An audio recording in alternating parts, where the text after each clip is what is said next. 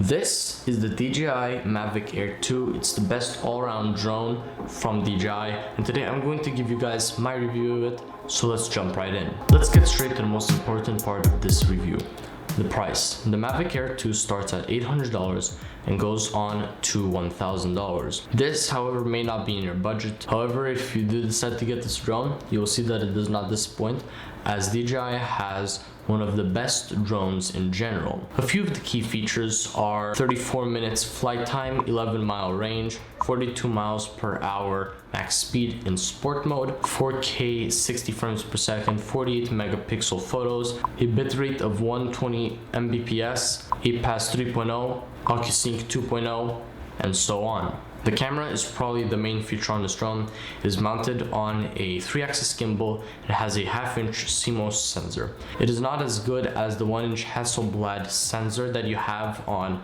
the Mavic 2 Pro, but it is much better than the previous Mavic Air's sensor that they had. It also can take single shots at 12 megapixels and also 48 megapixels, burst at 12 megapixels, time photo 12 megapixels again, up to 60 seconds.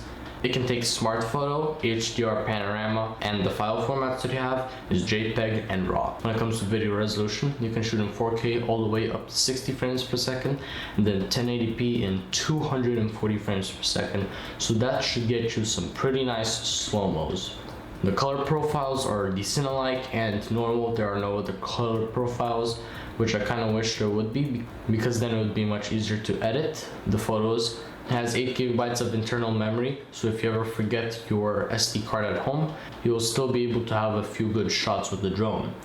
However, if you have an SD card, the most that it can handle is 256 gigabytes, and that should be enough for most users. Optical avoidance system that is used is APAS 3.0, and APAS 3.0 stands for Advanced Pilot Assistance Systems 3.0. What you'll notice right away is that the remote control is much more different from the previous Mavic models.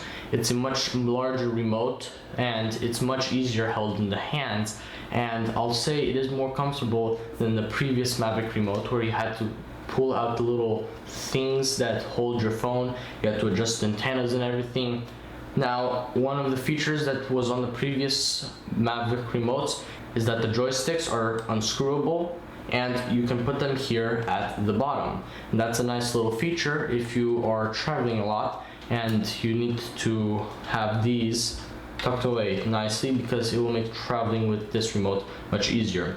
Also, what's different about the new remote is that the phone goes in on top, and that's a nice feature because it was much more annoying to put it on the bottom. It's cumbersome.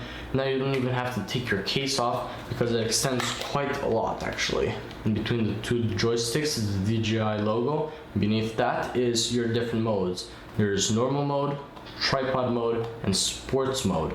I prefer to keep it on normal mode because it doesn't waste the battery as much and goes pretty fast, up to 25, I think maybe even 30 miles per hour. Tripod mode is if you say you want to take a photo of the entire group, or you want it to go very slow if you're in a difficult area to fly the drone. To the left of the mode switch, you have the return to home button, and also to the right you have the turn on remote. Now you can fly the drone without a phone, but you cannot fly the drone without the remote.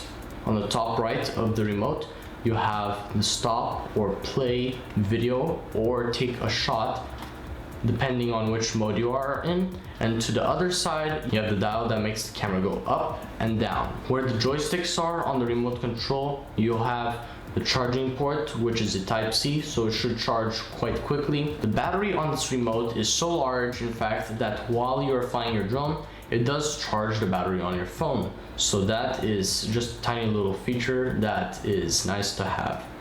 And also guys, if you get the Fly More combo, you're gonna get this bag with it, 2 extra batteries, 2 sets of extra propellers, and a pair of extra joysticks, ND filters, and that's about all. That is in addition to the Fly More combo. However, it is quite worth it, as you technically get everything for free except for the 2 batteries, because you're technically paying for the 2 batteries, because 1 battery, if you buy it, it's $115, I believe, and it's much cheaper to get the Flamer combo than to get 2 batteries later on. That's about it on my review, guys, of the Mavic Air 2. And don't forget to share this video, hit the like button, and also subscribe. It would really help out the channel and help us get to 200 subscribers.